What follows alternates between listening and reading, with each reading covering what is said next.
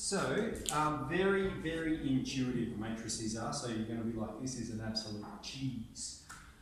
So what I've written up here is not so important, okay? It's just ways we can describe particular elements. We call these elements or cells, okay? So for instance, this element here would be A11, all right? It's in the first row and the first column.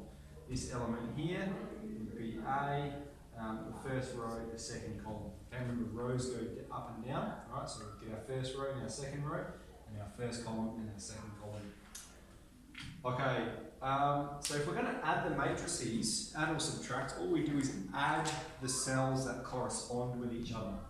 So for instance here, we can go, if we want to go matrix A plus matrix B, we're going to add the cells that correspond with each other. So in the first cell, we're going to have 2 plus 3.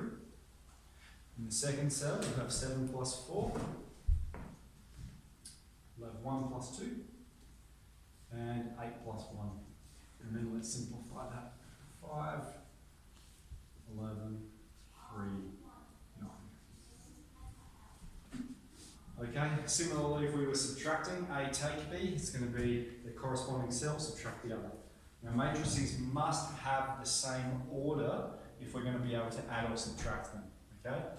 I don't think any of the questions are going to try and trick you and say add these together. So they must have all the same number of elements in the same places. Okay, moving on, then we're talking about matrix equality. And so we've said matrices are equal if they have the same order and equal elements.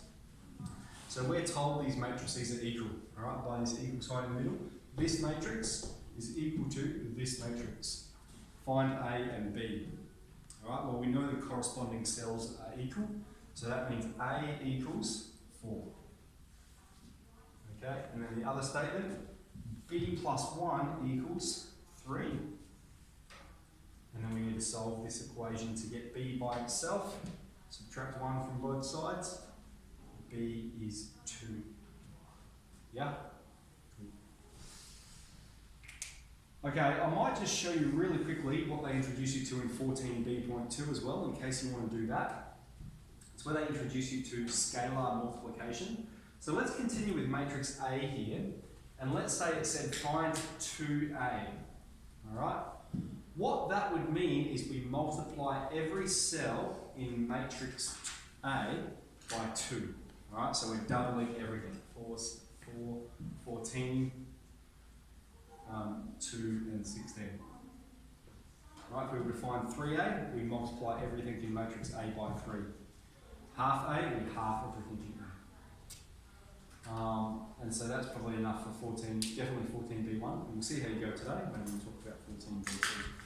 So today you've got your checklist. I think we've already done 14A last lesson. Alright, so you might want to just have a glance at that. Then you can definitely get stuck into 14b.1.